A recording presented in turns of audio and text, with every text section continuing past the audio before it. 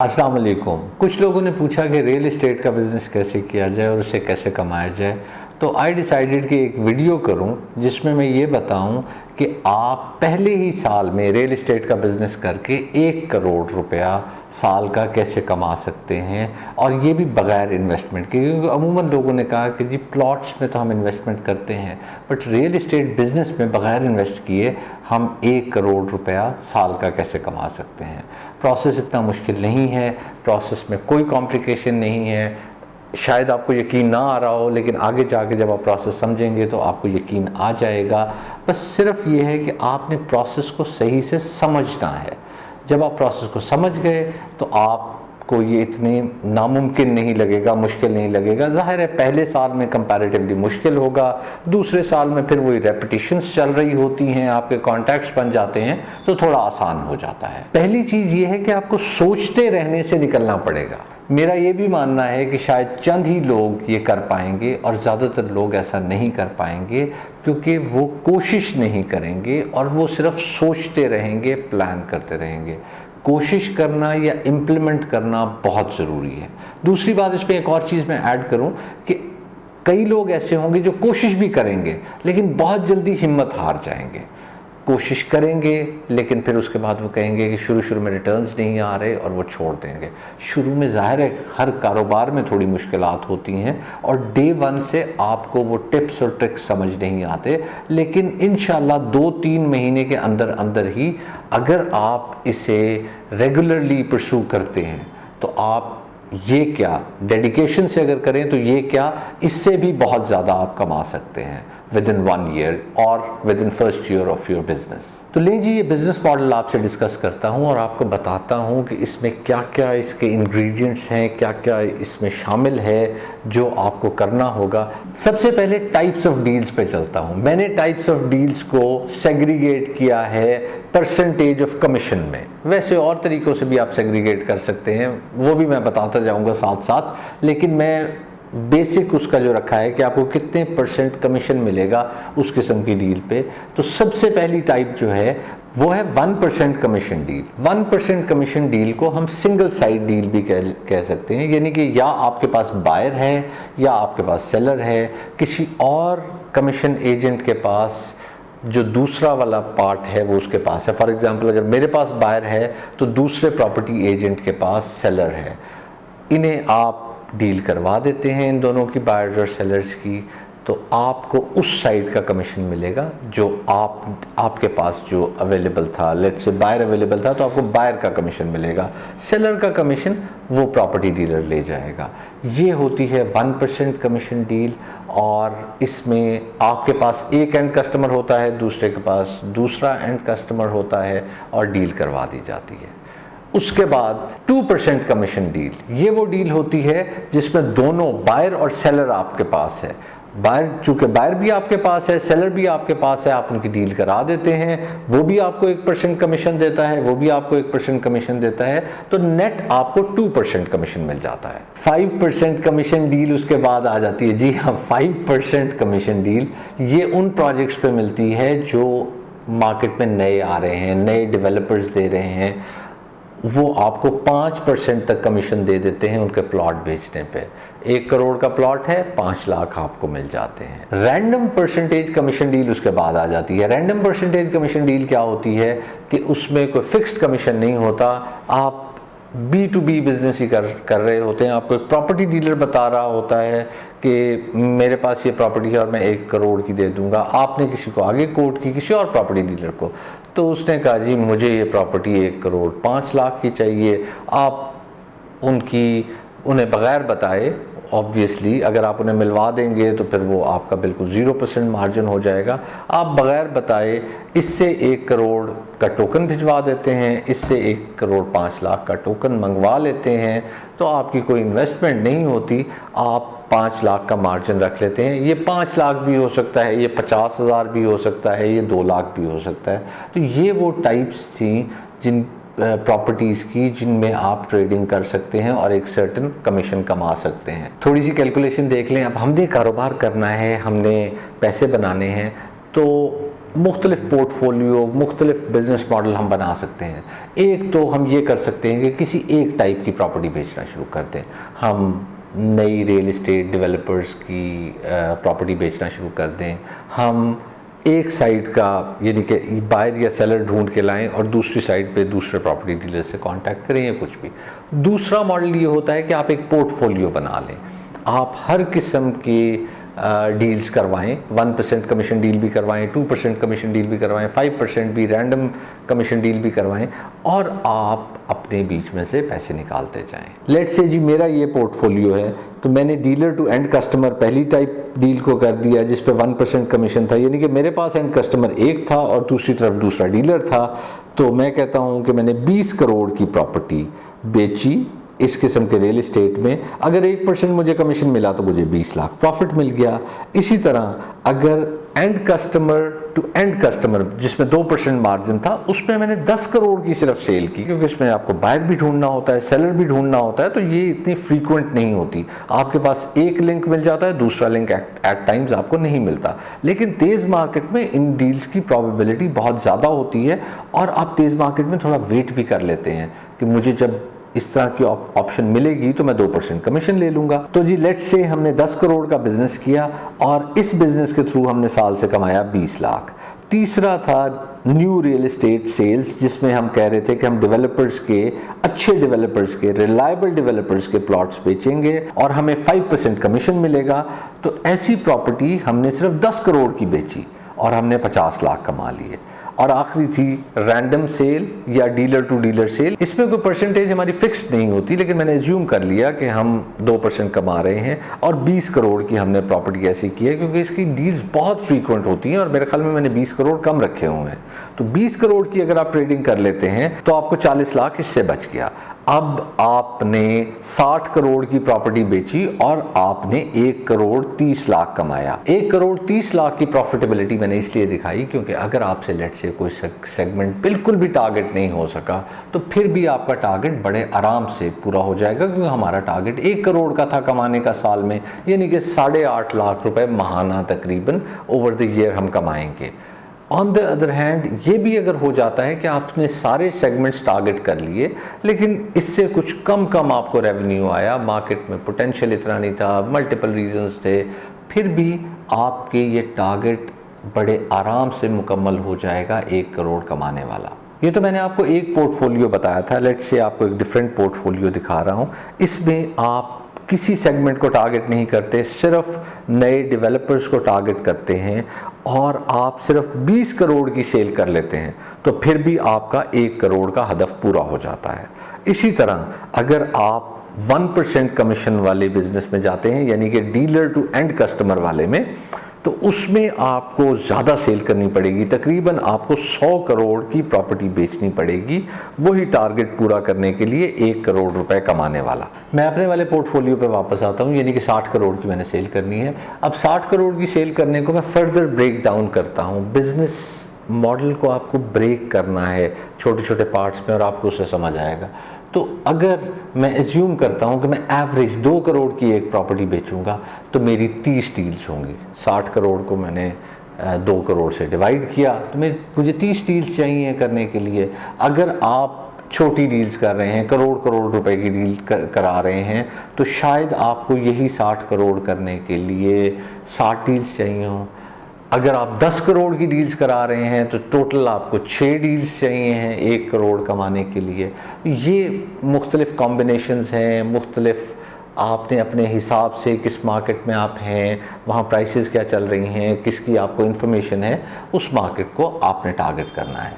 Market को आप 2 तरीक़ों से टारगेट कर सकते हैं जो मुझे बहुत अच्छे लगते हैं। एक तो सोशल मीडिया, व्हाट्सएप ग्रुप्स हैं, यूट्यूब है, ईमेल, फेसबुक, इंस्टाग्राम, ट्विटर, ये सारी ऑप्शंस हैं और मेरे ख्याल में इसमें हिट रेट 100 लोगों पे आपको 2 का मिलेगा, यानी कि 100 इंटरैक्शंस अगर होंगी तो आपको 2 क्लाइंट्स मिलेंगे। और दूसरा डायरेक्ट कॉन्टैक्ट्स हैं, इसमें रियल एस्टेट एजेंट्स हैं, एंड कस्टमर्स हैं, रिलायबल डेवलपर्स हैं, इन सबको आप मिलेंगे तो इधर से भी आपको बिजनेस मिलेगा। और इधर हिट रेट 100 इंटरैक्शंस पे शायद 5 का है। जब मैं इंटरैक्शंस की बात कर रहा हूँ तो मैं मीटिंग्स की बात कर रहा हूँ। मैं ये नहीं कह रहा कि आपने 100 लोगों को व्हाट्सएप पे मैसेज भेजा तो आपको 2 लोग 2 डील्स आपकी हो गई। ऐसा नहीं होता। आपने 100 लोगों को मैसेज भेजा, शायद एक भी कॉल ना आए।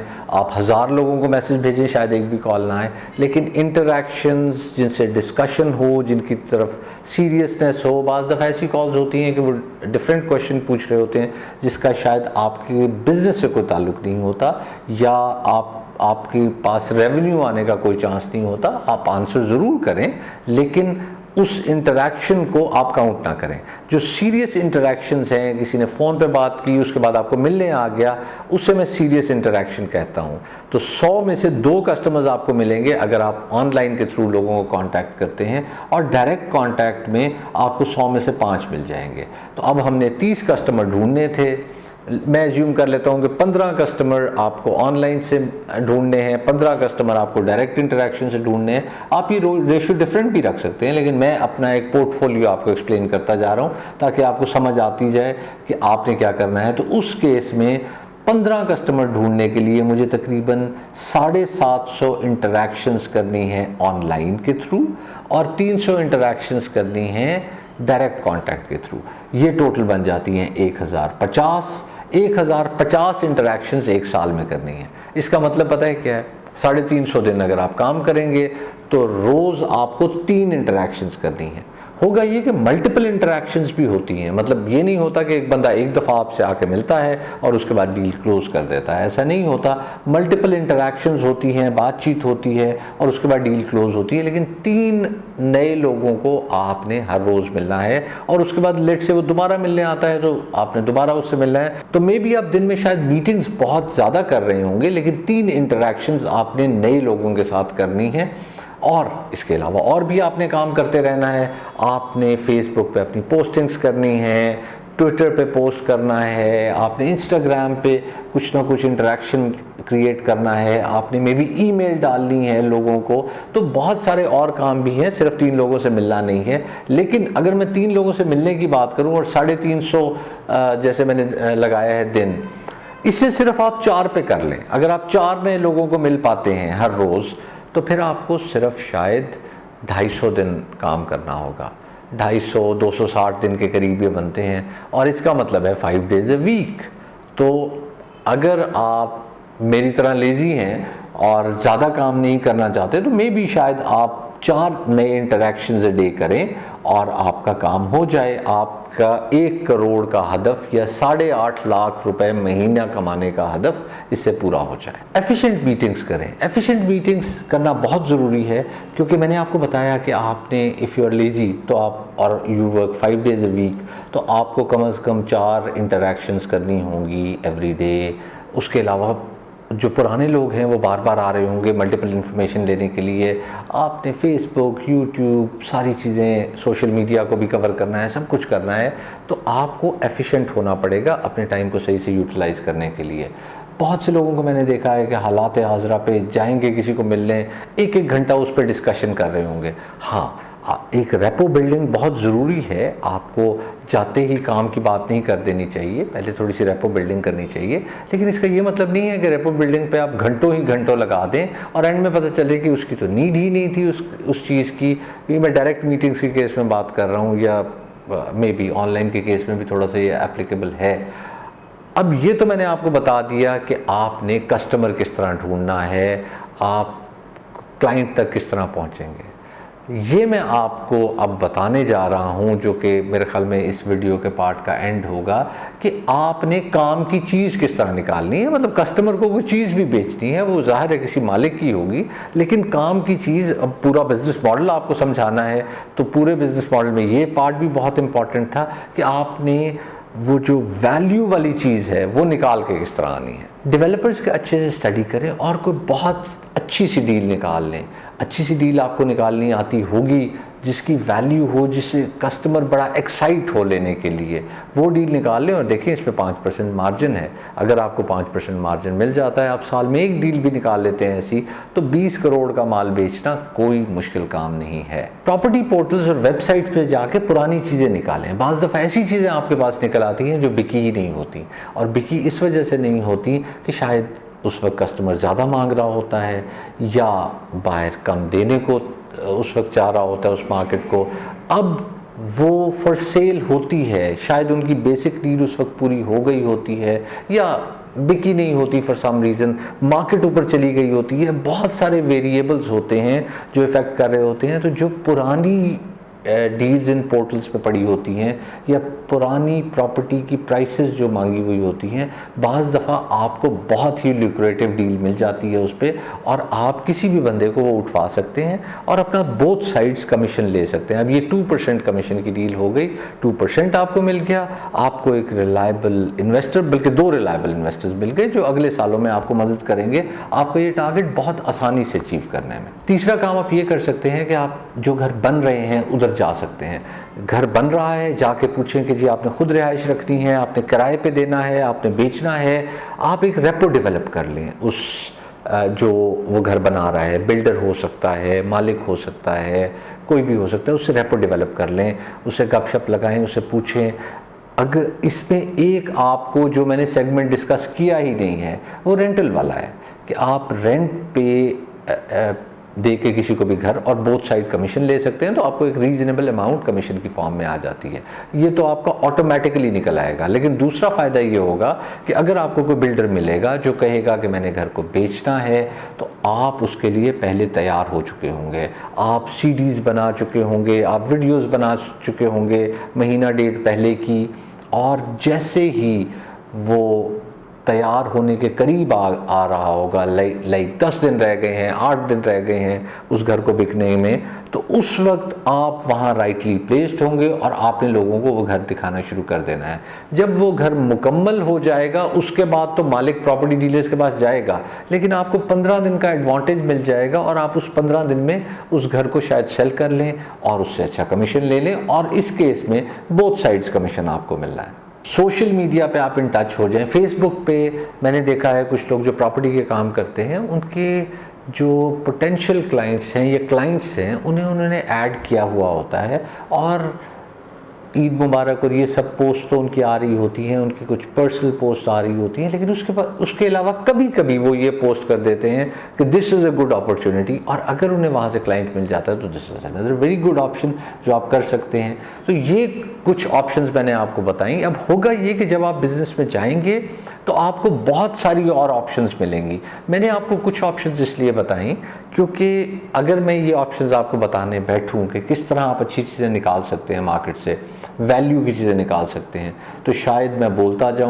जाऊं और आप सुनते जाएं और ये वीडियो कई घंटों की हो जाए। तो मैंने कुछ आपसे डिस्कस कर ली। जब आप इसमें कूदेंगे इस कारोबार में तो आपको नई से नई चीज़ें मिलती जाएंगी और अच्छे से अच्छी वैल्यू वाली चीज़ें आपको मिलती जाएंगी। एक और एग्जांपल दे देता हूँ, आपके जो जानने वाले हैं उनके ज़िम्मे लगा दें कि उनकी विसिनिटी में कोई प्लॉट या कोई घर बिक रहा हो तो मुझे ज़रूर बताएं। बहुत अच्छी वैल्यू वाली डील्स उसमें भी मिल जाया करती हैं। अब होता ये है कि जब लोग ये शुरू करते हैं तो पहले 3-4 महीने में सिर्फ स्पेड वर्क होता है, बेसिक वर्क होता है। आप लिस्टें तैयार कर रहे होते हैं, सोशल मीडिया अकाउंट्स वगैरह बना रहे होते हैं, उसमें लोग तंग आके इसे छोड़ जाते हैं। 3-4 महीने बाद डेफिनेटली आपको रिजल्ट्स आने शुरू हो जाते हैं अगर आप डेडिकेशन से काम करें, और फिर आपको 8.5 लाख नहीं, इससे ज़्यादा पर मंथ आ रहा होता है और आप करोड़ का टारगेट बड़े आराम से कंप्लीट कर लेते हैं by the end of year, यानी कि अगले 8 महीने में आप करोड़ का टारगेट पूरा कर लेते हैं। अच्छे लोगों की कमी है इस मुल्क में हर काम में। आप अगर अच्छे इंसान हैं तो क्यों नहीं इसमें आते, आप ये काम क्यों नहीं करते? बिकॉज़ इस काम में भी अच्छे लोगों की कमी है, और मेरे ख्याल में आप पैसे भी बहुत ज़्यादा कमा सकते हैं, साथ में दुआएं भी ले सकते हैं। जब आप सही काम करेंगे, जेन्युइन कमीशन लेंगे, आप बीच में जिसे एक लफ्ज़ इस्तेमाल करते हैं फटी नहीं लगाएंगे, तो फिर आपको जेन्युइन पैसे कमाने किसी को एतराज़ भी नहीं होगा, आपकी कमाई में बरकत भी पड़ेगी, और साथ में सबसे बढ़ के आपको नए से नए क्लाइंट्स मिलेंगे, आपका बिज़नेस ग्रो करेगा और बहुत ज़्यादा ग्रो करेगा। इसलिए मैं तो ज़रूर सजेस्ट करूँगा कि जो भी करना चाहे वो ज़रूर करे, डेडिकेशन से ये काम करे और बहुत पैसे कमाएगा। लें जी, आज की वीडियो के लिए इतना ही। मुझे इजाज़त दीजिए, दुआ में याद रखिएगा। अल्लाह हाफ़िज़।